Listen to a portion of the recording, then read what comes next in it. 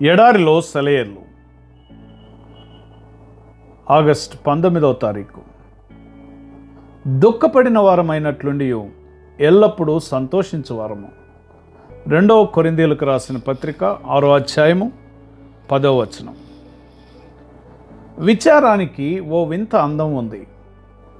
వెన్నెల కాంతి మర్రి చెట్టు ఆకుల్లో గుండా చీకటి నేలపై పడి అక్కడక్కడ వెండి జలతారును ఒలకబోసినట్లు ఉండే అందం అది. విచారం గీతాలాపన చేస్తే అది రాత్రివేళ ఒంటరి కోయిల తీసిన రాగంలా ఉంటుంది. విచారపు కళ్ళల్లో ఏ ఎదురుతెన్నులు లేని ఒక లోతైన భావ సంపద ఉంటుంది. దుఃఖపడే వాళ్లతో కలిసి ఈ విచారం మనసును జోడించి సానుభూతిగా పలకరించగలదు.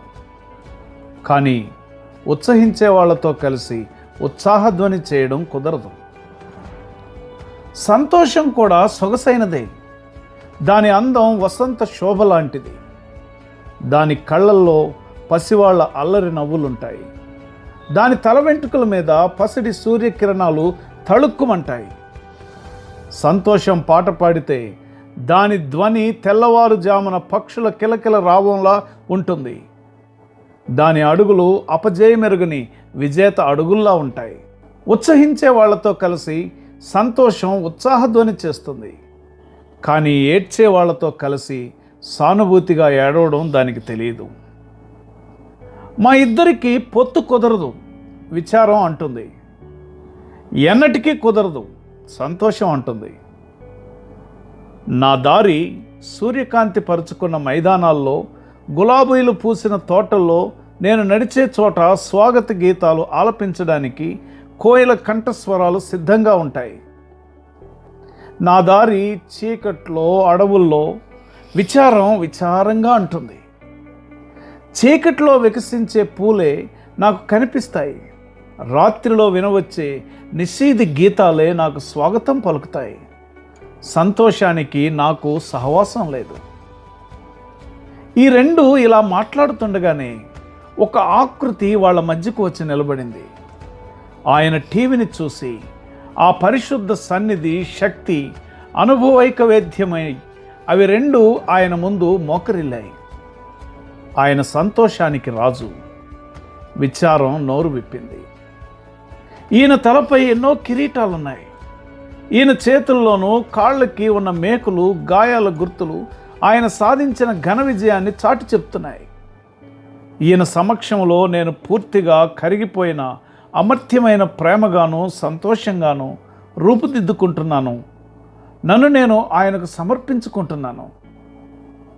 విచారమా? అలా కాదు. సంతోషం మెల్లగా పలికింది. ఈయన విచారానికి రాజులా నాకు కనిపిస్తున్నాడు. ఆయన తలపై ఉన్నది ముళ్ళ కిరీటం. ఆయన చేతులకి, కాళ్ళకి ఉన్న గాయపు మచ్చలు ఆయన పడిన కఠోర హింసకి చిహ్నాలు. ఆయనకు నన్ను నేను సమర్పించుకున్నాను. ఎందుకంటే ఆయనతో విచారంలో పాలు పొందగలగడమే నాకు తెలిసిన అన్ని సంతోషాల కంటే మించిన సంతోషం. అయితే ఆయనలో మనిద్దరం ఒక్కటే ముక్త కంఠంతో అరిచాయి సంతోషం, విచారం. ఆయన తప్ప మనిద్దరిని ఏకం చేయగలిగే వారెవరూ లేరు. చేతిలో చేయి వేసుకొని విశాల ప్రపంచంలోకి ఆయన వెంట సాగిపోయావి రెండు.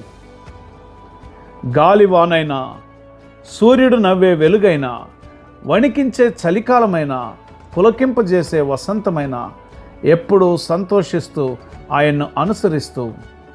విచారం నీ భుజంపై చేయి వేసి నీ సాహచర్యంలో నీ వెంట నడిచిన, నీ చెలికాడుగా ఉన్న సంతోషం రోజు రోజుకి నీకు దూరమైన, అవాంతరమేదో వచ్చినట్లు బెదిరిపోకు.